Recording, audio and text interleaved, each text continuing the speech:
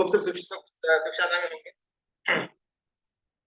प्रकृति बहुप्रपंच कथा के अंदर का दूसरा प्रस्ताव, कर्म परिणाम राजा और काल परिणति देवी। इनको एक पुत्र रत्न की प्राप्ति होती जिनका नाम भव्य पुरुष और सुमति, ऐसे दो नाम रखे जाते हैं। और इस पूरी घटना का डिस्कशन दो स्त्रियों के बीच में हो रहा है। एक का नाम है अगृहित संकेता और एक का नाम है प्रज्ञा विशाला। ऐसा अभ्यंतर पात्र है और बाहरी जगत के अंदर पात्र सुललिता और महतरा नाम की साध्वी जी भगवान। जितने भी जीव पूरे 14 राजलोक में है, उनको कर्म परिणाम राजा और काल परिणति देवी मिल करके उनको नाच नचाते हैं। कर्म के कारण से कौन सी गति में, कौन सी योनि में, कितने समय के लिए हमारा जन्म होगा, वो डिसाइड करने वाला तत्व कर्म परिणाम राजा। मेरी बाल्य अवस्था होगी, किशोरावस्था, युवान बनूंगा, प्रौढ़ होऊंगा, वृद्ध अवस्था मेरी आएगी, ये सब कुछ और इसके अंदर के अलग अलग दुख उपद्रव, ये सब काल परिणति देवी के हाथ। बस ये दोनों जने मिल करके अलग अलग अलग पर्यायों द्वारा, अलग अलग अलग गतियों के द्वारा जीवों को सिर्फ और सिर्फ दुख देने का काम करते हैं। संसार के अंदर जितने भी नाटक हमको करने पड़ते हैं, ये सब कुछ इन दोनों की रिस्पॉन्सिबिलिटी पर आ जाता है। अभी ये सब बातें प्रज्ञा विशाला ये अगृहित संकेत आपको करती है कि राजा और रानी जो है वो के निसंतान नहीं है, वो तो अनंत जीवों के माता पिता वो है। और यही दोनों मिलकर के सब जीवों का पर्याय को बदलते रहते हैं। अभी जैसे ये बात समझने में आई है अगृहित संकेता के द्वारा, उसके मन में एकदम से विचार उत्पन्न हुआ कि यार तुझे ये सब कैसे मालूम, तुझे किसने बोला? बिकॉज पूरे नगर में तो यही हवा फैला करके रखी हुई है कि राजा और रानी को कभी संतान की प्राप्ति हो नहीं सकती। राजा निर्बीज है और रानी वो वंध्या है, तो इनको पुत्र की प्राप्ति हो नहीं सकती। ये बात कोई मैंने मेरे पॉकेट से नहीं निकाली, पूरे नगर के अंदर यही अफवाह चल रही है। तो तू क्या अलग से ये बात लेकर के आए कि वो लोग तो अनंत जीवों के पुत्र है, अनंत पुत्रों के माता पिता है वगैरह, तुझे ये सब बताता कौन है? तो प्रज्ञाविशाला कहती है कि हम ना मनुष्य गति के अंदर रहते हैं और मनुष्य गति के अंदर एक परम पुरुष है। इस परम पुरुष का नाम है सदागम। और मैं ना ये सदागम नाम के जो परम पुरुष है, उनसे उनसे मेरा वार्तालाप, मेरा मिलन, मेरी बातचीत होती रहती है।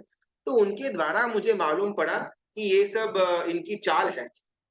बहुत सारे अनंत पुत्र और पुत्रियों के माता पिता है ये कर्म परिणाम राजा और काल परिणति देवी। कोई वो निर्बीज नहीं है, लेकिन उनके मंत्री अविवेकी के द्वारा ये अफवाह फैला करके रखी हुई है। अगर अपन ना ये पूरे के पूरे सेटअप को थोड़ा उपमा उपमेय और हेतु के द्वारा समझने का प्रयत्न करेंगे ना, एकदम क्लियर कट अपने को जो मैसेज प्राप्त करना है वो अपने को मिल जाएगा। कर्म परिणाम राजा और काल परिणति देवी, कर्म सत्ता और काल के द्वारा ही हमारा पूरा का पूरा संसार का भव भ्रमण चालू रहता है। ये मालूम होने के बाद भी अविवेक के कारण हम ये भूल जाते हैं। जैसे इस कथा के अंदर, इस उपमेय के अंदर, उपमा के अंदर कर्म परिणाम राजा और काल परिणति देवी की कोई संतान है ही नहीं, उनका तो संतान हो ही नहीं सकती, ऐसी अफवाह उनके अविवेकी नाम के मंत्री के द्वारा प्रजा के अंदर फैलाने में आई है।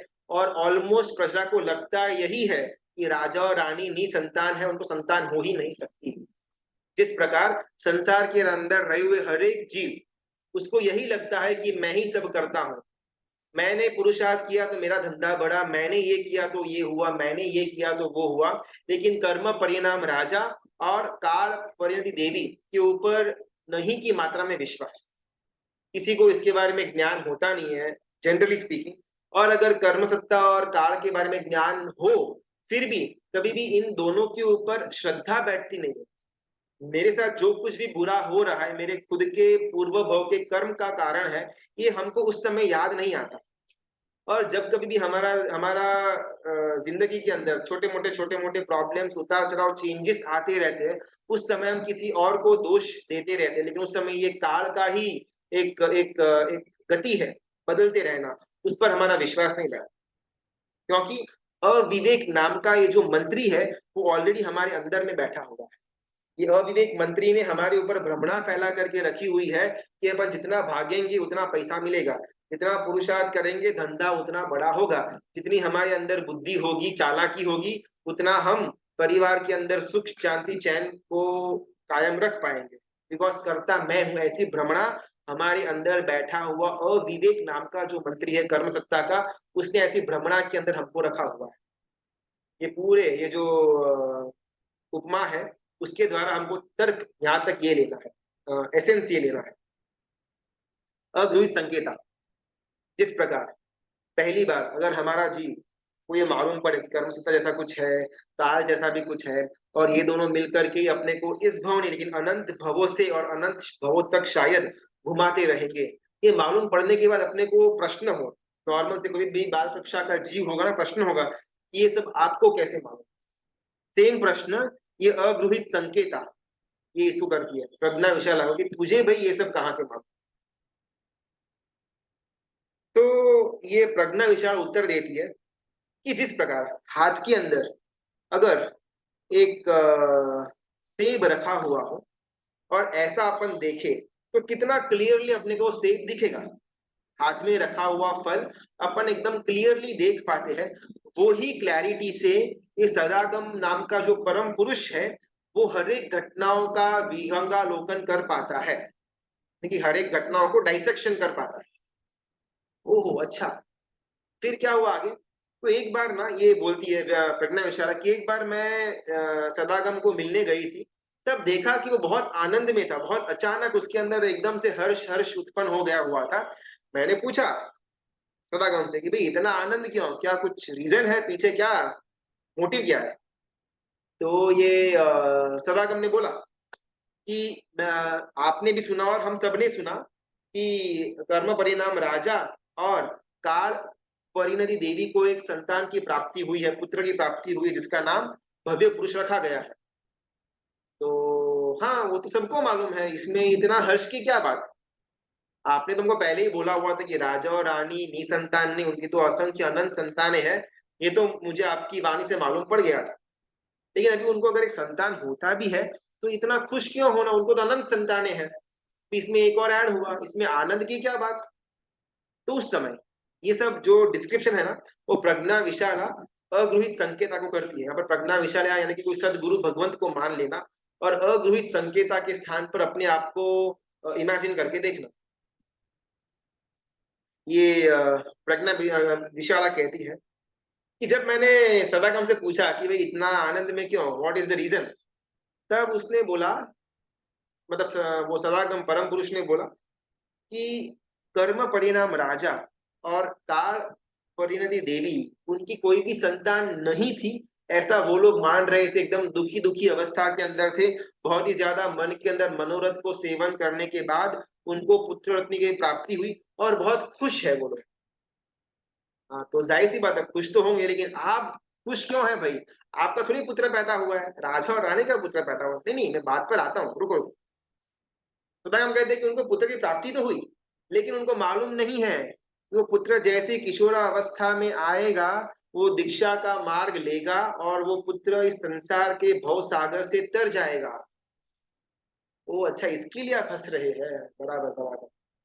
खुद कर्म परिणाम राजा और काल परिणति देवी का खुद का संतान ही उनके चंगुल से छूट जाएगा। उन्होंने अनंत जीवों को इस संसार के भव समुद्र में भटकाने का काम किया हुआ है, डुबाने का काम किया हुआ है।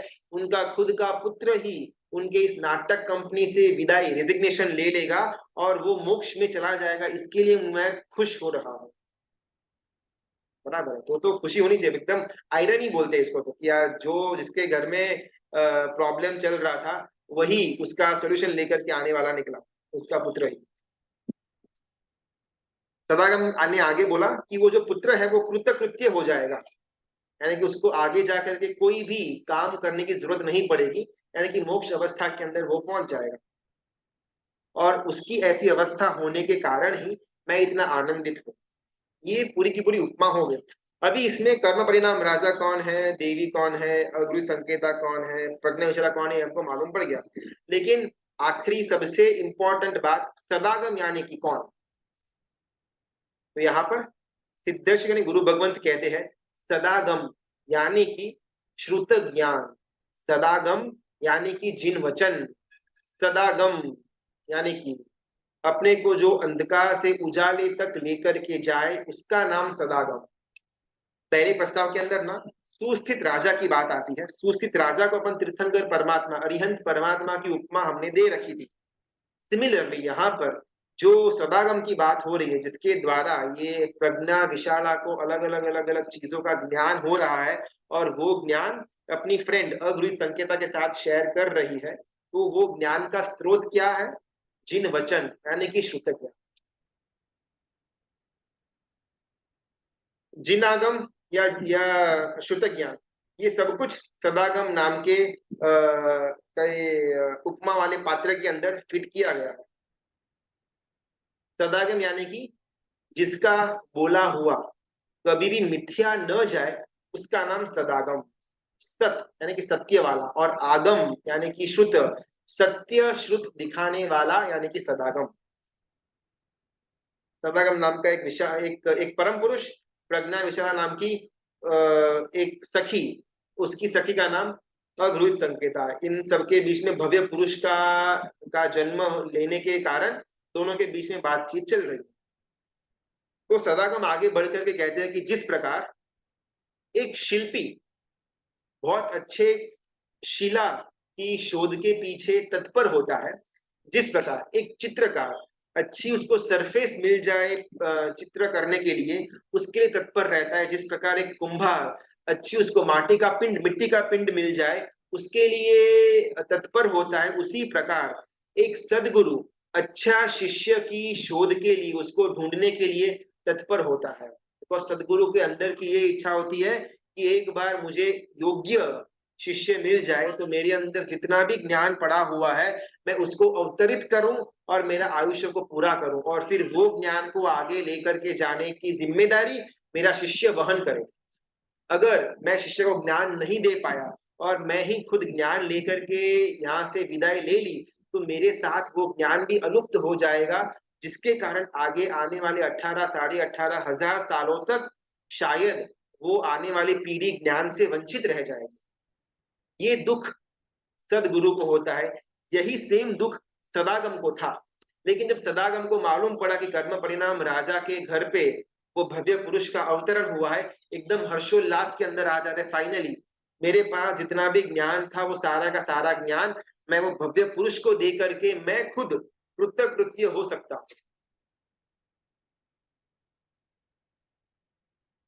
नॉर्मली अपन जितनी भी कथा वगैरह सुनते हैं ना अपना, शायद रोशना महापर्व के अंदर भी कल्पसूत्र के अंदर बहुत सारी अलग अलग कथाएं वगैरह आई हुई होगी। ये जो मिति भव प्रपंच कथा, भले नाम में कथा आया हुआ है लेकिन इसमें कथा बहुत कम और तत्व ज्यादा गुरु भगवान ने रखा हुआ है, और तत्व को सिर्फ और सिर्फ कथा के माध्यम से हम तक इजीली पहुंचाया जा सके वो माध्यम के जरिए वो कथा रखी गई है। जनरली बाकी जो कल्पसूत्र में स्टोरीज वगैरह आती है ना, उसमें स्टोरी ही मेन रोल प्ले करती है। कभी स्टोरी के द्वारा ये मॉरल हमको लेना या इतना बड़ा मॉरल जनरली हमको समझने में आता नहीं। लेकिन सिर्फ ये उपमिति भव प्रपंच कथा के अंदर कथा यानी कि जो स्टोरी का हिस्सा बहुत कम और तत्व का हिस्सा बहुत ज्यादा सिद्धेश्वर ने गुरु भगवान ने रखा हुआ। सदागम आगे जाकर के ये प्रज्ञाश्वर से कहते हैं कि वो पुत्र जो है भव्य पुरुष, जो कर्म परिणाम राजा का पुत्र है, वो छोटी अवस्था में बहुत ज्यादा खेलकूद नहीं करेगा, या युवा अवस्था में आने के बाद काम वासना के अंदर नहीं जाएगा, विजातीय का स्पर्श मात्र भी नहीं करेगा, और जैसे ही उसकी बाल्य अवस्था चली जाएगी वो सदगुरु को ढूंढता हुआ परमात्मा के बताए हुए रास्ते पर आएगा और मोक्ष की प्राप्ति करेगा। ऐसे तो ये कर्म परिणाम राजा और काल परिणति देवी बहुत ही ज्यादा कठोर है, निष्ठुर है, बहुत ही गलत गलत कामों के अंदर अपना पूरा का पूरा समय व्यतीत करते हैं। लेकिन फिर भी अंत में जब उनके घर पे ही ऐसे संतान की प्राप्ति होती है, ये चीज को देख करके मुझे बहुत आनंद आया, मुझे बहुत हर्ष आया। इसके लिए मेरे मुख के ऊपर हास्य था, स्मित था। ऐसा ये सदागम महापुरुष प्रज्ञा विशाला को कहते हैं। ये प्रज्ञा विशाला कहती है कि सदागम इज इक्वल टू श्रुत ज्ञान। लेकिन ये सदागम नाम का जो महापुरुष है ना, इसके 4 फ्रेंड्स भी हैं। ये सदागम अकेला नहीं है। सदागम के साथ साथ अभिनिबोध, अवधि, मन पर्यव और केवल, उसके 4 फ्रेंड्स भी साथ में रहते हैं। लेकिन लेकिन ये एकमात्र सदागम ऐसा पुरुष है जो बोलता है। उपमा हो गए, उपमेय, 5 प्रकार के ज्ञान, मति, शुद्ध, अवधि, मन पर्यव और केवल। लेकिन सिर्फ और सिर्फ शुद्ध ज्ञान ही बोल सकता है, बाकी चारों के चारों ज्ञान मूंगे हैं, उनको जबान नहीं है। अपने को पहली बार ऐसा कुछ सुनने को मिले। मति हो, अवधि हो, मन पर्यव हो या केवल ज्ञान हो, ये चारों के चारों ज्ञान मूंगे हैं, दम्भ है। फॉर एग्जाम्पल तीर्थंकर परमात्मा, अरिहंत परमात्मा, फिर कोई भी केवली भगवंत हो जिन्होंने केवल ज्ञान को प्राप्त किया हुआ है, वो केवल ज्ञान में 14 राजलोक के हर एक जीवों का अनंत भूतकाल, वर्तमान और अनंत भविष्य काल को देख पाते हैं। ये केवल ज्ञान का प्रभाव। लेकिन वो जितनी भी चीजें बाहर बोलते हैं वो शुद्ध ज्ञान, यानी कि भले तीर्थंकर परमात्मा बैठे हैं, उनको 14 राजलोक का पिक्चर क्लियर दिख रहा है, लेकिन जब वो देशना देते हैं उसका नाम शुद्ध ज्ञान है। जब वो सूत्र की वाचना देते हैं अपने गणधर भगवंतों को, गण को, उसका नाम शुद्ध ज्ञान है। केवली भगवंत भले केवल ज्ञान को प्राप्त कर लिया हुआ है, लेकिन जितने भी प्ररूपणा वो रखते हैं वो शुद्ध ज्ञान है। इसके लिए शुद्ध ज्ञान की महिमा सबसे ज्यादा। केवल ज्ञान को प्राप्त करवाने का अगर हमारे पास कोई रास्ता हो तो वो है शुद्ध ज्ञान। शुद्ध ज्ञान के द्वारा हमारा जो अभिनिबोध यानी कि मति ज्ञान जो है वो निर्मलता प्राप्त करता जाए, करता जाए, करता जाए, और एक समय ऐसा आए कि वो मति ज्ञान कंप्लीटली निर्मलता को प्राप्त कर ले और वो केवल ज्ञान के अंदर परिवर्तित हो जाए। लेकिन ये प्रोसेस को करवाने वाला कौन? शुद्ध ज्ञान, सदागम नाम का परम पुरुष। भले उसके 4 फ्रेंड्स है, लेकिन वो 4 फ्रेंड्स मूंगे हैं, वो बोल नहीं पाते। इसके कारण उनके अंदर का रहा हुआ जो ज्ञान है, वो पुरुषों के अंदर रहा हुआ ज्ञान, वो बाहर किसी को वो दे नहीं पाते। बाहर सिर्फ ये एकमात्र सदागम नाम का जो जो शुद्ध ज्ञान जिसकी उपमा दी गई है, वो एकमात्र बोल पाता है। शुद्ध ज्ञान नाम के परम पुरुष ने ही बाकी 4 अपने फ्रेंड्सों को प्लेटफॉर्म दिया अपना ज्ञान रखने का। अगर मुझे अवधि ज्ञान है, मुझे मन परिवक ज्ञान है, मुझे केवल ज्ञान है, फॉर एग्जाम्पल अगर मुझे सब कुछ क्लियरली दिखता है, हर एक जीवों के भावों को भी अगर मैं जान सकता हूँ, ये शायद केवल ज्ञान का प्रभाव। लेकिन उसके द्वारा अगर मैं किसी को प्रतिबोध देने का प्रयत्न करता हूँ, किसी को वैराग्य जन्माने का ट्राई करता हूँ, तो ये सब कुछ शुद्ध ज्ञान कहलाएगा। इसके लिए हमारे यहाँ पर शुद्ध ज्ञान की सबसे ज्यादा इंपॉर्टेंस, शुद्ध ज्ञानम। तो ये प्रज्ञा विशाला कहती है कि वो एकमात्र जो सदागम नाम का परम पुरुष है, वो सिर्फ बोलता है। उसके 4 फ्रेंड्स है, उसके जैसे ही है, लेकिन वो सारे के सारे मूंगे, कुछ बोलते ही नहीं। अच्छा, ओ, ये अग्रहित संकेता और प्रज्ञा विशाला के बीच में ये डिस्कशन चल रहा है। ये अग्रहित संकेता ये सब बातें सुन रही है और उसको अभी अभी प्रश्न होता है कि जीव तो बहुत सारे हैं, फिर भी ये भव्य पुरुष के जन्मने के कारण ही सदागम को आनंद क्यों? जैसे पहले उसने बोला, उन्होंने बोला सदागम ने कि अनंत पुत्र और पुत्रियां हो चुकी है ये राजा और रानी। ओके, फिर ये भव्य पुरुष के आने के बाद इतना ज्यादा आनंद के अंदर क्यों है सदागम? यहाँ पर नाम ना अगृहित संकेता रखा गया है, यानी कि जो संकेत को, इशारे को जल्दी पकड़ न पाए, अपनी भाषा में जिसको ट्यूबलाइट बोले कि भाई ऑन करने के बाद 2-3 सेकंड के बाद वो ऑन वो चालू होती है, ऐसी उपमा अगृहित संकेता को दी गई है। शायद अपने को उत्तर मालूम हो, लेकिन फिर भी इसको बहुत ज्यादा प्रतिबोध देने के बाद इसके भेजे के अंदर बात जाती है। ऐसी कल्पना यहाँ पर सिद्धेश्वरी गुरु भगवंत ने अगृहित संकेता के लिए बांध करके रखी हुई है, और उस कैटेगरी में हम सब फॉल करते हैं। और शायद अपने को प्रश्न हो कि एक भव्य पुरुष के आने के बाद, आने के कारण से ये सदागम इतना ज्यादा हैप्पी क्यों? और उस समय प्रज्ञा विशाला हंसी करते हुए कि ये तो बुद्धू की बुद्धू रहेगी अगृहित संकेता। तुझे मैंने पहले ही तो बोला कि वो भव्य पुरुष मन वल्लभ है, यानी कि सदागम के मन को चाहने वाला है, सदागम के पंथ पर आने वाला है और सदागम अपना कंप्लीट ज्ञान उसको दे करके कृतकृत्य बन सकेगा, ऐसी इच्छा ऐसी श्रद्धा सदागम को है, इसके लिए सदागम खुश है। बाकी तो अनंत पुत्र पुत्रिया है, लेकिन हर एक कोई उसके मार्ग पर आने वाला है नहीं, और अगर आ भी जाएगा तो कंप्लीटली उसके पास रहा हुआ ज्ञान ले नहीं पाएगा। इसके लिए बाकी जीवों के कारण से जीवों की उत्पत्ति में उसको आनंद नहीं होता। भव्य पुरुष का जन्म हुआ, इसके कारण सदागम खुश हुआ।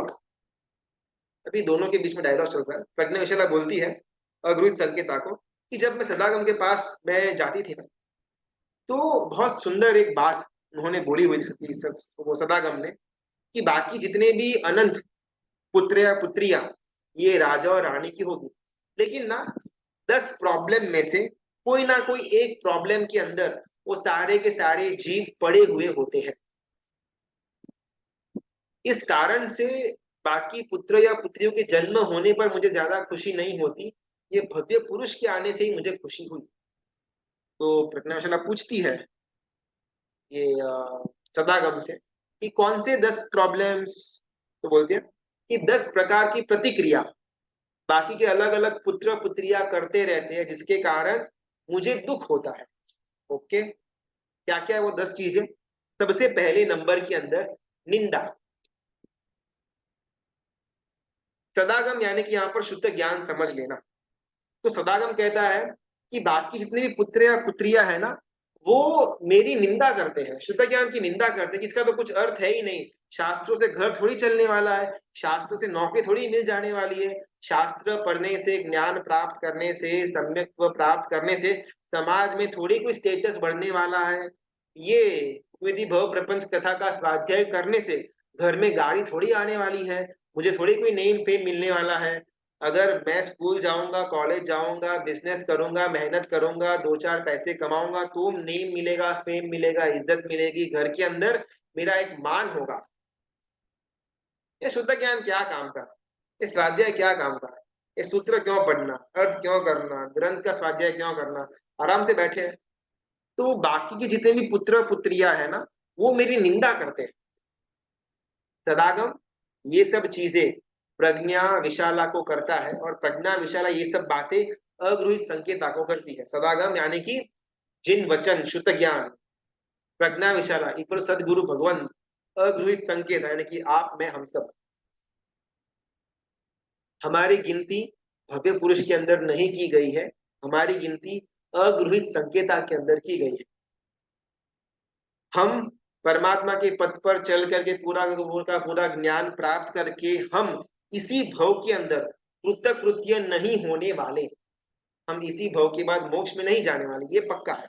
इसके लिए अभी एज ऑफ नाउ हम आपकी मेरी हम सब की गिनती अगृहित संकेता के अंदर की गई है। इसको बोध देना बहुत डिफिकल्ट, जितनी बार बोध देते रहो देते रहो देते रहो, ये भूलता रहेगा, उसका नाम अगृहित संकेता।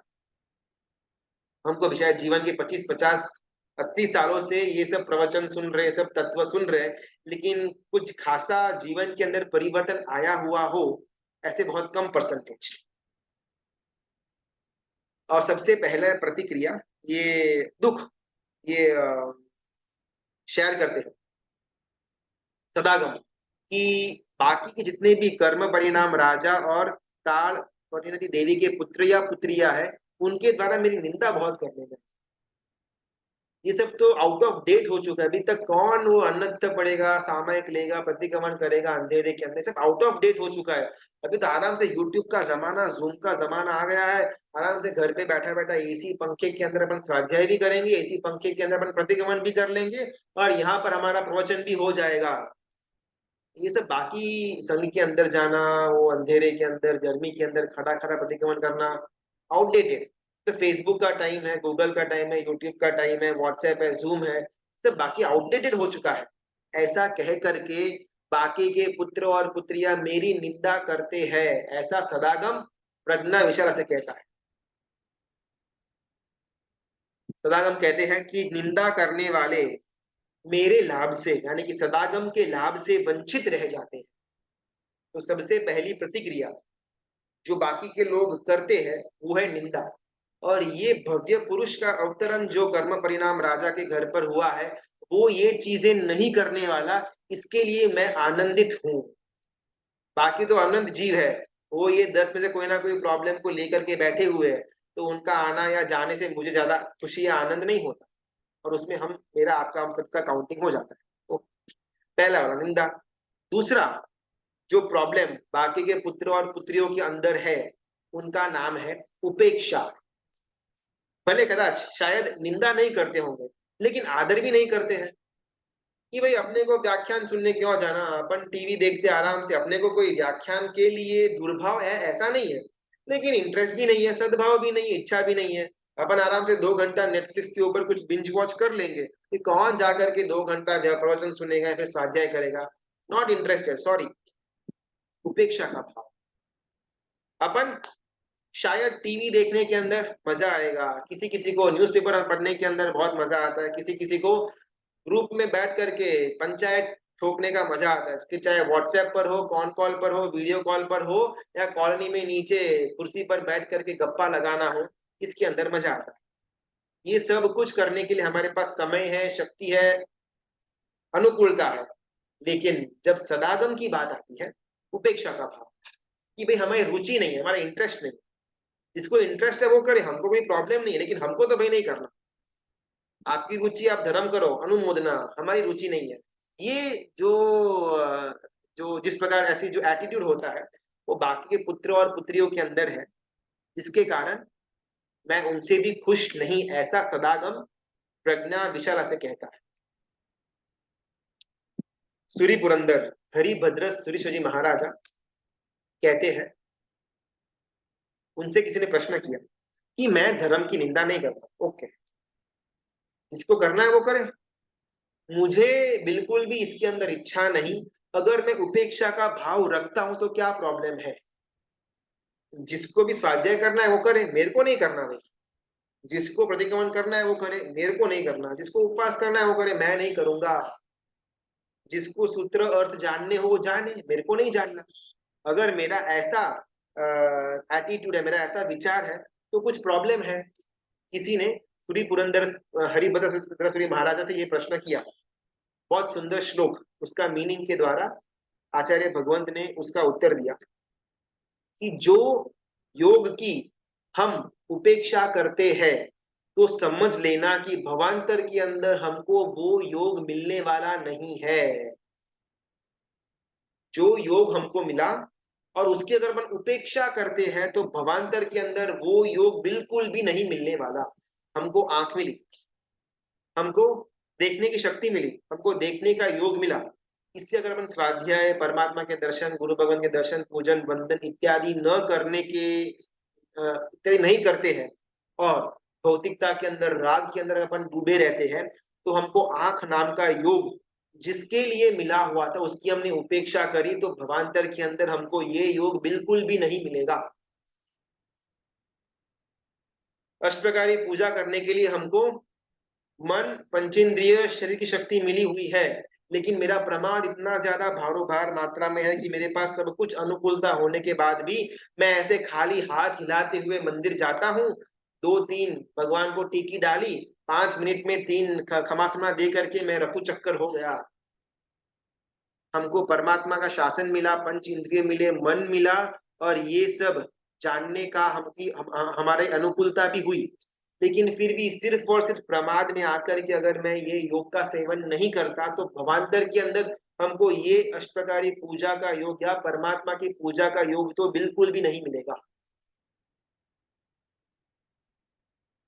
बिकॉज हमको जो चीज मिली हुई है, वो चीज का अगर हमको इम्पोर्टेंस ही नहीं, तो वो चीज भवांतर के अंदर कर्म सत्ता हमको क्यों दे? डिमांड बहुत है, ये भव की, ये परमात्मा के शासन की डिमांड जीवों के अंदर बहुत ज्यादा है।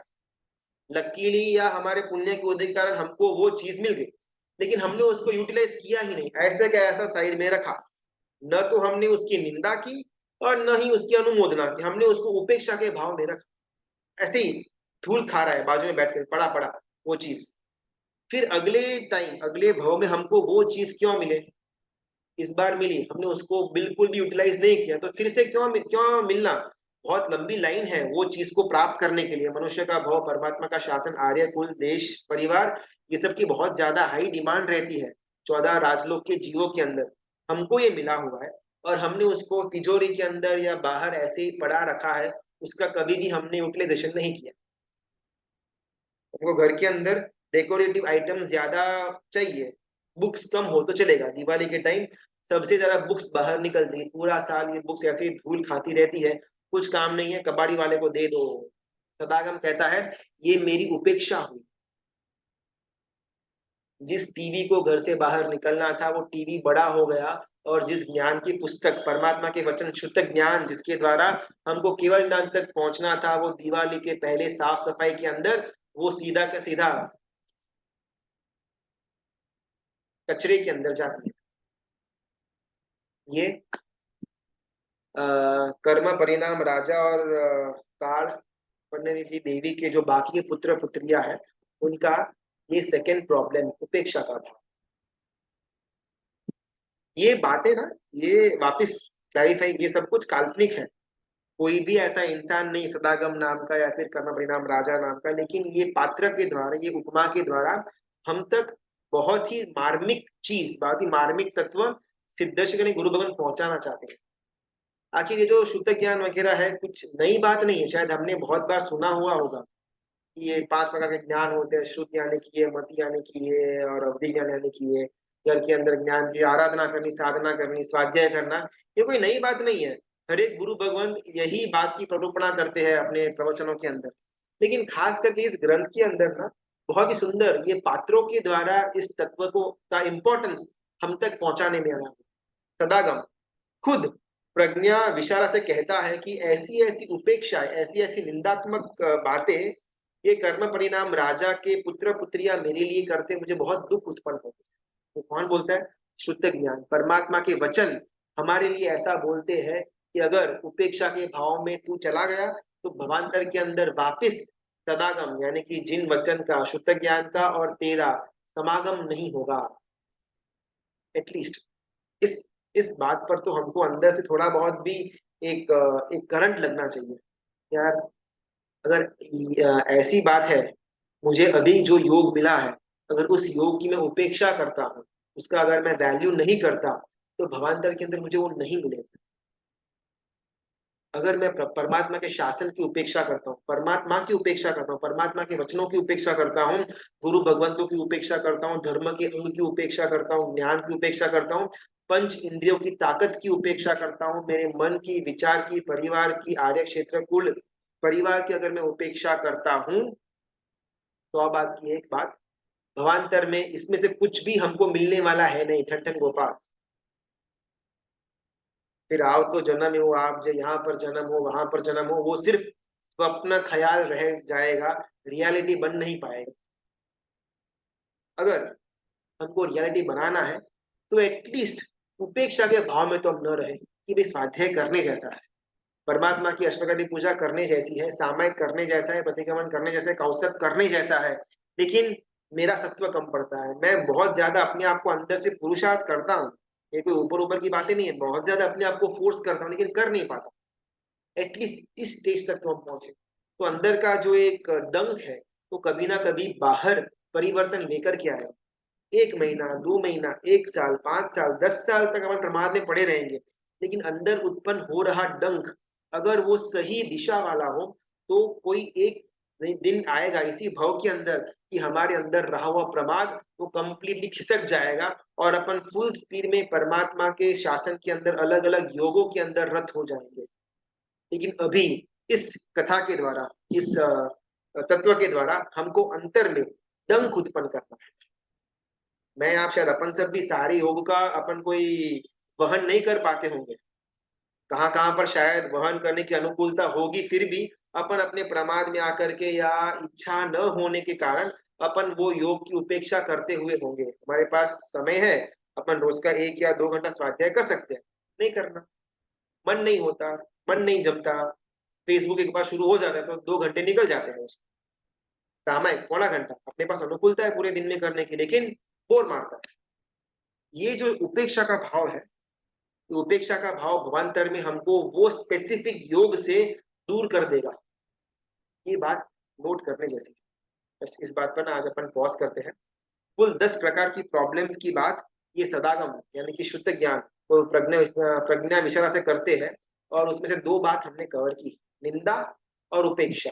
बाकी 8 कौन से प्रॉब्लम्स जो मेरे आपके हम सबके अंदर हो सकते हैं, उसका विश्लेषण गुरु भगवान जैसे बताएंगे वैसा अपने यहाँ पर स्वाध्याय में लिया जाएगा।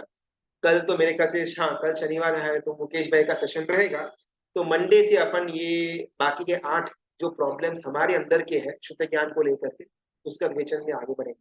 अभी कुछ प्रश्न तो अपन फटाफट ले लेते हैं। 5वें आर्य में सबको 2 ज्ञान ही होते हैं ना, मति ज्ञान शुद्ध ज्ञान, करेक्ट। हाँ, अभी सिर्फ 2 ज्ञान पॉसिबल है, बाकी के 3 ज्ञान पॉसिबल नहीं है। मति ज्ञान क्या है, बाकी सारे ज्ञान भी थोड़ा ओके चलो। मति ज्ञान, श्रुत ज्ञान, अवधि ज्ञान, मनोपर्यव ज्ञान और केवल ज्ञान, 5 ज्ञान की बात आती है। सबसे पहला ज्ञान वो है मति ज्ञान। कोई भी जीव तत्व और अजीव तत्व, इन दोनों के बीच का डिफरेंस यानी कि मति ज्ञान। पूरे 14 राजलोक में ऐसा कोई भी जीव नहीं होगा जिसको सूक्ष्म मति ज्ञान न हो। अगर किसी भी वस्तु के अंदर सूक्ष्म मति ज्ञान भी नहीं है तो वो जीव नहीं, वो अजीव है, वो जड़ है। श्रुत अवधि वगैरह शायद न हो, हर एक गति के अंदर हर एक जीव के पास न हो, वो पॉसिबल है। लेकिन मति ज्ञान हर एक जीव के अंदर डिफॉल्ट रहेगा, चाहे वो निगोद का हो, एक इंद्रिय का हो, देव का हो, नरक का हो, मनुष्य का हो, तिर्यंश का हो, डजेंट मैटर। हर एक जीव के अंदर मति ज्ञान माइन्यूट से माइन्यूट मात्रा के अंदर रहेगा। एग्जैक्टली व्हाट इज मति ज्ञान? मति ज्ञान यानी कि मुझे क्या करना चाहिए, ये चीज का अंतर से जो उत्तर आता है वो है मति ज्ञान।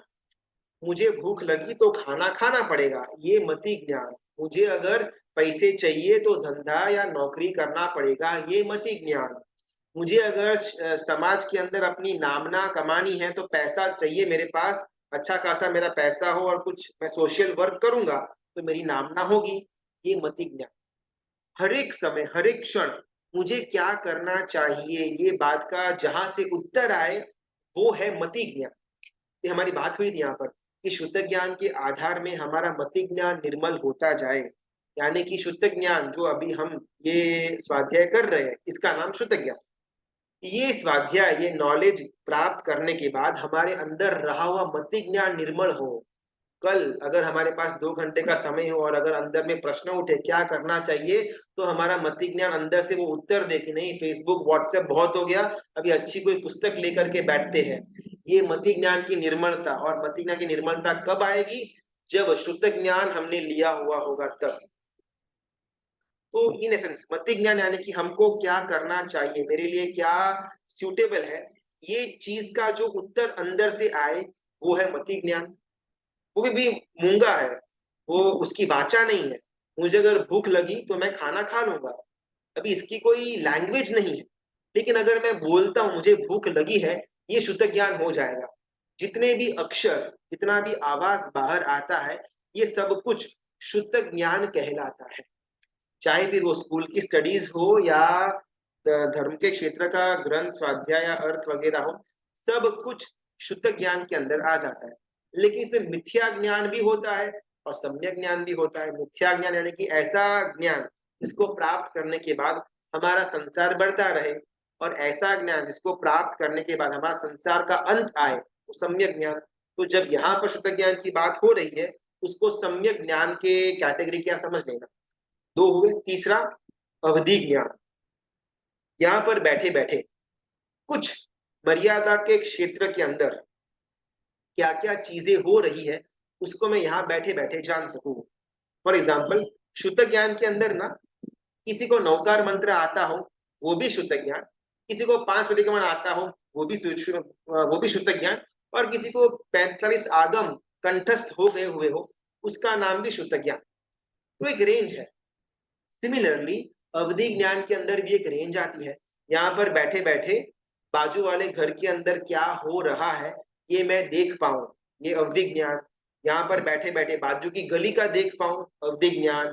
बाजू के स्टेट का देख पाऊं अवधिक ज्ञान, बाजू के कंट्री का देख पाऊं अवधिक ज्ञान, बाजू के द्वीप का, बाजू के समुद्र का, घाती खंड का, ऐरावत क्षेत्र का, अगर मैं यहाँ पर बैठे बैठे वहां पर क्या घटना घटित हो रही है उसको एकदम क्लियर कट एचडी क्वालिटी में मुझे दिखाई दे, उसका नाम है अवधि ज्ञान। चौथा, मन पर्यवज्ञान, यानी कि इसका भी एक रेंज है कि एक गली छोड़ करके, दो गली छोड़ करके एक शहर, एक नगर, वैसा ये स्पेसिफिक क्षेत्र के अंदर रहे हुए किसी भी जीव के मन के विचारों को मैं जान पाऊं। अवधि ज्ञान के अंदर ना बहुत क्लियरली सिर्फ घटना और कुछ अंश तक वो घटना के अंदर रहा हुआ जो जो जीव है उसका थोड़ा हल्का सा विचार अपने को नजर में आएगा।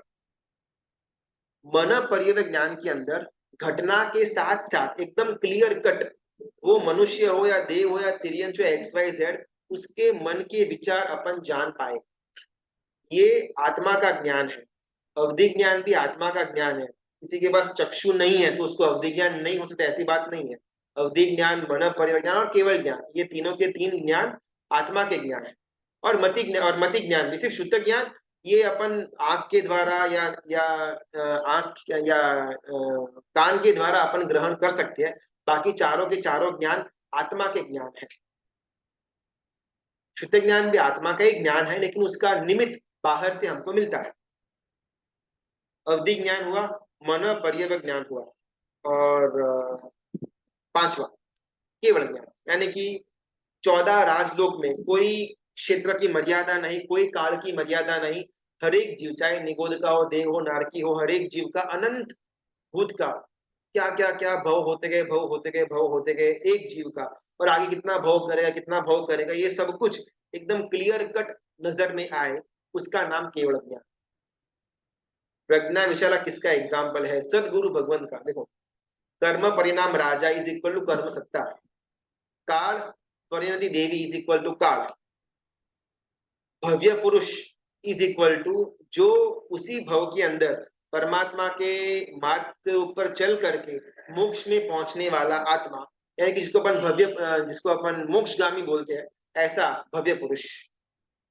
अगृहित संकेत, यानी कि मैं आप हम सब, जिसको बहुत बार पिंचिंग करने में आए फिर भी उसको बोध न मिले, जो संकेत को इजीली पकड़ न पाए, उसका नाम अगृहित संकेत है। प्रज्ञा विशाला, यानी कि सदगुरु भगवान, जिनके द्वारा हमको सच्चा ज्ञान, सच्चा संकेत प्राप्त होता है। सदागम इज इक्वल टू शुद्ध ज्ञान या जिन वचन, जिसके माध्यम से प्रज्ञा विशाला को ज्ञान मिला, और वो प्रज्ञा विशाला हमको, यानी कि अगृहित संकेता को वो ज्ञान दे रही है। आवाज तो भाषा वर्गणा है ना, तो वो शुद्ध ज्ञान कैसे है? बहुत सुंदर सवाल है। कुल ना 8 प्रकार की वर्गणा होती है। मनोवर्गणा, कार्बन वर्गणा, भाषा वर्गणा, औदारिक वर्गणा, वैक्रिय वर्गणा वगैरह। तो ये वर्गणा यानी कि पुद्गलों का समूह। पुद्गल का एक स्वभाव है सड़न गलन और रूप परिवर्तन। कोई भी पुद्गल एक निश्चित समय के लिए ही उस स्थिति में होगा। सामने सेब है तो 2 दिन 4 दिन तक वैसा रहेगा, 5-6 दिन बाद उसका पूरा का पूरा रूप बदलना शुरू हो जाएगा। फोन भी है तो 4 साल 5 साल तक ऐसा रहेगा, फिर उसके अंदर भी छोटा मोटा चेंजेस आता रहेगा। तो पुद्गल का स्वभाव है बदलना, परिवर्तन करना। उसमें सड़न भी आता है, गलन भी आता है, परिवर्तन भी आता है। तो जो शब्द है ना, शब्द ये पुद्गल है, ये वर्गणा है। तो यहाँ पर शब्दों को शुद्ध ज्ञान नहीं कहा गया है, लेकिन शब्दों के द्वारा हमारे अंतर में जो ज्ञान उत्पन्न हो उसका नाम शुद्ध ज्ञान। पहले भी डिस्कशन हुआ था कि हालांकि ऐसा मानते हैं कि 4 ज्ञान अंदर है, एक ज्ञान बाहर है शुद्ध ज्ञान, लेकिन ऐसा होता नहीं है। शुद्ध ज्ञान भी हमारे अंदर में पड़ा हुआ है। बाहर से शब्दों के पुद्गलों के द्वारा वो श्रुत अंदर जाता है और अंदर में रहा हुआ शुद्ध ज्ञान उभर करके बाहर आता है। इसका बेस्ट एग्जाम्पल, अपन यहाँ पर इतने समय से स्वाध्याय कर रहे हैं। स्वाध्याय सबके लिए एक समान हो रहा है, लेकिन हर एक जने का समझने का जो लेवल है वो कम ज्यादा होगा। ऐसा क्यों? शुद्ध ज्ञान है, श्रुत है, शब्द बोले हैं, सबके लिए एक जैसे सब शब्द बोले गए हैं, सबके लिए एक साथ ही बोला गया है। फिर किसी को समझ में आता है, किसी को समझ में नहीं आता, किसी कुछ और ही समझ में आता है। बिकॉज वो ज्ञान बाहर वाला जो है उसका नाम शुद्ध ज्ञान नहीं है, वो सिर्फ श्रुत है। वो श्रुत अंदर में जाता है और अंदर आत्मा में रहा हुआ शुद्ध ज्ञान को पदार्पण करता है। तो हर एक का अंदर का जो लिमिट है शुद्ध ज्ञान का, उसके हिसाब का वो ग्रहण कर पाएगा।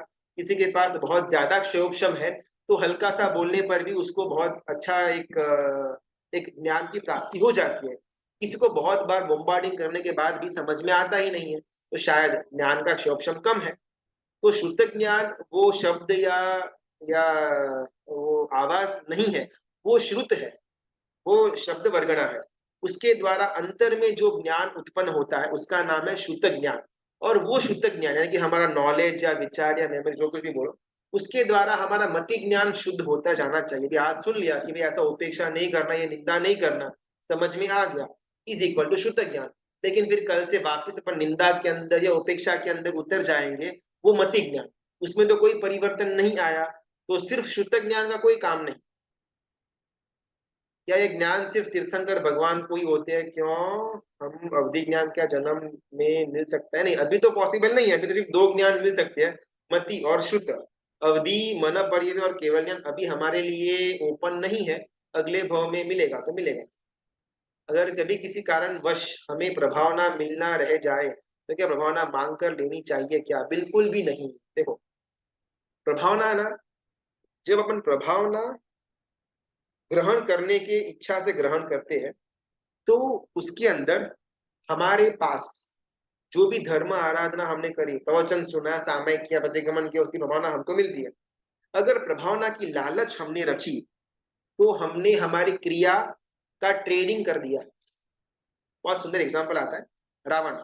जब रावण ने तीर्थंकर नाम कर्म का बंद किया अष्टापची महातीर्थ के ऊपर, जब अपनी रानियों के साथ परमात्मा के समक्ष नृत्य भक्ति कर रहे थे, वीणा बजा रहे थे, वो वीणा का तार टूट गया, झांग से नस निकाली, वीणा बना दी और चलाना शुरू किया, ये हमको मालूम है। उसके द्वारा उनको तीर्थंकर नाम कर्म का बंद हुआ। अभी जब ये सब चीजें ना अष्टापदी तीर्थ के अंदर परमात्मा के सामने रंग मंडप में हो रही थी, तब धर्मेंद्र देव उनके परिवार के साथ वहां पर दर्शन करने आए थे, और वो बाहर खड़े खड़े ये अंदर का बहुत सुंदर माहौल देख रहे थे, और बहुत ही ज्यादा मंत्रमुग्ध हो जाते हैं रावण की भक्ति को देख कर। तो जो भी वहां पर टाइम था, रावण का भक्ति पूरी हुई, वो भक्ति करके बाहर आए, तब तक के धर्मेंद्र अपने परिवार के साथ बाहर ही वेट कर रहे थे। उनको अंदर जाकर के उनको उनकी धारा को तोड़ना नहीं था। तो रावण बाहर आते हैं और धर्मेंद्र उनसे कहते हैं कि मैं आपकी भक्ति से बहुत मंत्रमुग्ध हो चुका हूँ, मैं बहुत खुश हुआ हूँ, मैं आपको वरदान देना चाहता हूँ, आप बोलिए आपकी क्या इच्छा है, अगर मेरी शक्ति के अंदर होगी ना, मैं उसको पूरा करूंगा। ऐसा धर्मेंद्र रावण से कहते हैं। उसमें रावण ना बहुत सुंदर एक उनको डायलॉग कहते हैं कि अगर कि आप मेरी मेरी परमात्मा भक्ति से खुश हुए, ये तो आपकी अनुमोदना का स्तर है, उसको मैं बताता हूँ, उसको मैं नमन वंदन करता हूँ। लेकिन मैंने की हुई जिन भक्ति से आवर्जित होकर के अगर आपके पास मैंने इच्छा रखी मांगने की, तो मेरा किया हुआ पुण्य समाप्त हो जाएगा। कौन बोल रहा है? रावण। इसको? धर्मेंद्र को। इंद्र है, उसके पास तो बेशुमार संपत्ति और विद्या, उसकी शक्ति होगी, जो चाहे जो मांगे रावण वो मांगनी इंद्र वहां पर उनको दे सकते हैं। लेकिन फिर भी क्या बोलते हैं, अगर मेरी जिन भक्ति से खुश होकर के मैंने आपके पास कोई मांगनी रखी और मैंने वो मांगनी प्राप्त कर ली, तो वो मांगनी के द्वारा मेरा किया हुआ कंप्लीट धर्म आराधना अलुप्त हो जाएगी, वो फल बिना की हो जाएगी। तो इससे हमको ये समझना है कि सामने से कोई अनुमोदना के भाव से अपने को प्रभावना दे, वो उनका कर्तव्य है। उस टाइम प्रभावना के ऊपर लोभ न किए बिना ले लेना। लेकिन अपनी प्रभावना छूट गई, अपन मांगने गए, दैट मीन्स कि हमने वो प्रभावना का इंपॉर्टेंस रखा। सामने देने वाला का भाव अच्छा ही, अनुमोदना का भाव है, लेकिन हमारे अंदर लोभ नाम का कषाय जागृत हुआ, तो उसके कारण जो आराधना हमने करी हुई थी, वो आराधना हमारे लिए शून्य में के अंदर परिवर्तित हो जाती है। उसका हमने ट्रेडिंग कर दिया वो 50-25 रुपए की प्रभावना के लिए। तो कभी मांगना नहीं, सामने से कोई देता हो उनकी अनुमोदना, ओके, मांगने ना। जिसको केवल ज्ञान होता है वो तीर्थंकर बन जाते हैं। हाँ जीवन तीर्थंकर मतलब या तो अरियंत परमात्मा या फिर सिद्ध परमात्मा। थोड़ा शायद ना बेसिक्स आपको एक क्रैश कोर्स जैसा लेना पड़ेगा। जिसको भी केवल ज्ञान होता है वो या तो तीर्थंकर बनते हैं या सिद्ध परमात्मा बनते हैं। હું જ્યારે પણ સામયિક કરું ત્યારે આવડતી હોય પણ મિસ્ટેક થાય છે, હું શું કરું? देखो अपना ना अगर कोई भी क्रिया उसके अंदर का सूत्र फॉर एग्जांपल ले, सामयिक का हो तो इरिया वैया तस्वोत्री अन्न थे इत्यादि। तो अगर थोड़ा बहुत अपन सूत्रों का अर्थ जाने ना तो इतना सुंदर उसके अंदर अर्थ और इतनी क्लियर कट प्रोसेस दिखाई गई है। उसकी तरह प्रॉब्लम क्या होता है ना कि अपने को हमेशा रहता है कि यार ये तो मैं कर ही नहीं पाऊंगा। इतना इतना बोला हुआ है। नमुथुलम के अंदर भाव को देखो तो अरे बाप रे बाप। जय विराय के अंदर परमात्मा के सामने क्या मांगनी रखी हुई है कि भाव का निर्वेद हो, ये हो, वो हो। लेकिन अंदर में तो अपने को ऐसे भाव जन्म लेता ही नहीं है। तो लगता क्या है कभी कभार कि यार ऐसा बोलते तो है अपन, क्योंकि ऐसा हमको सिखाया गया है सूत्र के अंदर ऐसा बोलना। लेकिन ना बोलने से कोई अंदर में हमारा चेंज होता नहीं है। वो मिस्टेक है एक्चुअल में, बिकॉज सूत्र हमने बोला तो हम बोलेंगे तभी जब हमारे अंदर में वैसा विचार होगा। फालतू में बड़ी बड़ाई वो बड़प्पन तो वो पॉलिटिशियन करते हैं, अपना वो काम नहीं है। तो अंदर में होगा तो बाहर आएगा। लेकिन बाहर जो आ रहा है ऐसा अंदर में है तो नहीं। बाहर में आ रहा है जय विराय, अंदर में ऐसा कोई भाव नहीं है, तो मिस्टेक है। तो करना क्या? जय विराय बोलना बंद कर दे, क्रिया करना बंद कर दे। मिस्टेक्स हो रही है, अपन उसका प्रॉपर फॉलो नहीं कर पा रहे। तो बात ये आती है, कोई भी बाल कक्षा का जीव जब धर्म के अंदर प्रवेश करेगा ना, मिस्टेक्स के साथ ही प्रवेश करेगा और ये अनिवार्य है। कोई बच्चा फर्स्ट स्टैंडर्ड के अंदर ही एकदम प्रॉपरली एडिशन मल्टीप्लिकेशन नहीं करेगा, एबीसी उसको पक्का नहीं आएगा, गलती करेगा। फर्स्ट स्टैंडर्ड में मिस्टेक होगी, सेकंड में भी शायद मिस्टेक होगी।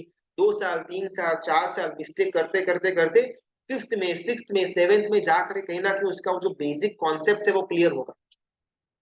अगर फर्स्ट स्टैंडर्ड में बोला कि यार मिस्टेक्स बहुत होती है यार, मेरे को तो एबीसीडी जमता ही नहीं है, पढ़ना नहीं है, छोड़ दो, तो वो बच्चा कभी भी आगे सक्सेसफुल बन नहीं पाएगा। सिमिलरली अगर मुझे मेरी क्रिया के अंदर मिस्टेक्स आती है और मुझे मिस्टेक्स हाईलाइट हो, वो सबसे उत्तम अवस्था है।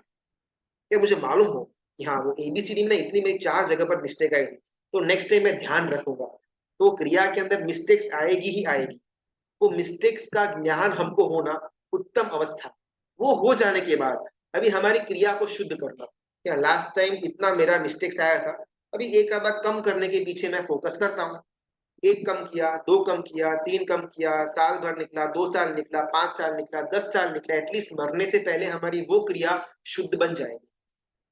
तो सामायिक हो या स्वाध्याय हो या परमात्मा की पूजा हो, मिस्टेक्स तो आएगी। लेकिन मिस्टेक्स का ध्यान हमको होना, ज्ञान हमको होना, वो बहुत अनिवार्य है। और उसके बाद धीमे धीमे छोटा छोटा परिवर्तन करते करते करते वो क्रिया को शुद्ध करना। प्रमाण लेने की इच्छा न हो तो भी कंपलसरी लेनी ही पड़ेगी, नहीं तो संघ में अवहेलना होगी, ऐसा होता है। देखो हमने ना यहाँ पर प्रभावना को नहीं लेने की बात करी है ही नहीं, मांग कर नहीं लेनी।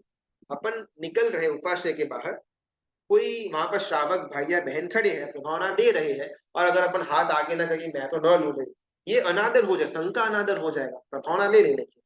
लेकिन अगर अपने को लगता है कि भाई प्रभावना अगर मैं लेता हूं ना तो मेरा पूरा का पूरा फिर नेक्स्ट डे मेरा मन उसी के अंदर रहता है, कल 50 रुपए मिले थे, अभी आज भी जाती हूँ सामयिक करने के लिए, 50 रुपए मिल जाएंगे। तो हमने प्रभावना ले तो ली उनके आदर में आकर के, लेकिन फिर मन के अंदर वो प्रभावना का लालच बढ़ जाता है। तो क्या करना? प्रभावना लेनी। जैसी हाथ में प्रभावना आई, दान दे देने की, या परमात्मा के मंदिर में या गरीब को या किसी को भी अच्छे मार्ग के अंदर व्यस्त उसका निकाल कर देना, ताकि संघ की अवहेलना भी ना हो और हमको प्रभावना की लालच भी उत्पन्न न हो। लेकिन फिर से मांग करके प्रभावना बिल्कुल भी नहीं लेनी। कोई देता हो तो अनादर भी नहीं करना। अगर अपने को बिना लोभ बिना लालच उसको यूज कर पाए तो ठीक है, मन में लोभ उत्पन्न हो जाता है तो बाहर जाने से पहले ही वो प्रभावना के पैसे हो या कोई चीज हो उसका निकाल कर देना। उपवास करे या 500 सामयिक हुए तो क्या सबको बोलते फिरे मेरी इतनी सामयिक हुई, विदाउट मीनिंग जाने हुए, बट शो ऑफ करे क्या उसको? नहीं, अपने को बोलना क्यों है मेरी 500 सामयिक हुई या उपवास हुआ? बोलना क्या? किसी ने पूछा कि भाई आपकी कुछ आराधना चल रही है, तो बोले हाँ आज उपवास किया हुआ है। हाँ, उसने पूछा, हमने बोला, काम खत्म। वॉलंटरली हम लोग को थोड़ी यहाँ पर झंडा फहरा लेकर के घूमना है कि भाई मैं सामयिक करता हूँ या मैं उपवास करता हूँ। तो कहीं भी प्रोपोगेंडा की बात है ही नहीं। अगर सामने से किसी ने पूछा, उस समय हमने बोल दिया, फुल स्टॉप। अट्ठाई करने वाले भी पैसे का कवर लेते हैं तो क्या सही है? देखो, इसमें ना अलग अलग मत मतांतर होंगे। कोई रखते हैं तो अनुमोदना, कोई नहीं रखते तो उनकी भी अनुमोदना। अपने को क्या करना है, अपने गुरु भगवान से पूछना। बिकॉज जब अपन कवर सामने वाले से लेते हैं ना, तो कहीं ना कहीं सामने वाले के भाव भी बढ़ते हैं। यार मैं तो अट्ठाई नहीं कर पाया, लेकिन जिन्होंने अट्ठाई करी हुई है उनकी भरी भरी अनुमोदना, और वो अनुमोदना करने के लिए मैं एक कवर या कुछ भेंट उनको दूं। तो इसके तरह उनके मन के अंदर जो अट्ठाई नहीं कर पाते, सद्भावना होगी, एक प्लस पॉइंट उनके वो कवर लेने में। माइनस पॉइंट, वो 28 के बाद वो कवर कितने आए, कवर के अंदर कितना पैसा इकट्ठा हुआ, लास्ट ईयर 28 के अंदर कितना पैसा हमको मिला था, इस साल कितना मिला। अगर ये सब बातें हमारे मन में चलती रहती हो तो सामने वाले का तो भला होगा, लेकिन अपन डूब जाएंगे। तो मुझे पर्सनली प्रभावना लेनी या न लेनी, 28 करने के बाद कवर लेना या न लेना, वो मेरे गुरु भगवंत मेरे लिए तैयार करेंगे। बिकॉज मेरे गुरु भगवान जानते हैं मेरे को कि भैया बहुत लालची इंसान है। इसको अगर 101 रुपए का कवर भी देंगे ना, उसको जीवन भर तक याद रखेगा कि हाँ उसने मेरे को 101 रुपया ही दिया हुआ था, तुझे कवर लेने का है ही नहीं। बाकी के लोग तुझसे कुछ अनुमोदना सुकृत की प्राप्त करे न करे वो सेकेंडरी, तू तो खड्डे में नहीं गिरेगा। और अगर मेरे गुरु भगवान जानते हैं कि भाई ये एकदम निरपेक्ष व्यक्ति है, ये प्रभावना लेने से इसके मन में कवर के कारण कोई ज्यादा लोभ या लालच बढ़ने वाली है नहीं, तो वहां पर अलाउ करें। हमको खुद को क्या करना, ये हमारे खुद के गुरु भगवान हमको बता सकते हैं। किसी को क्या करना चाहिए, ये हमारा क्षेत्र बिल्कुल भी नहीं है। मैं भी होगा चलिए। मित्रा की आज्ञा विरुद्ध कुछ भी बोला हुआ हो तो मिच्छामि दुक्कडम। सबका बहुत बहुत धन्यवाद। हम परसों के दिन ये कथा को आगे लेकर जाने का प्रयत्न करेंगे। कल शार्प 9:15 बजे मुकेश भाई का सेशन होगा, सब समय से जुड़। धन्यवाद।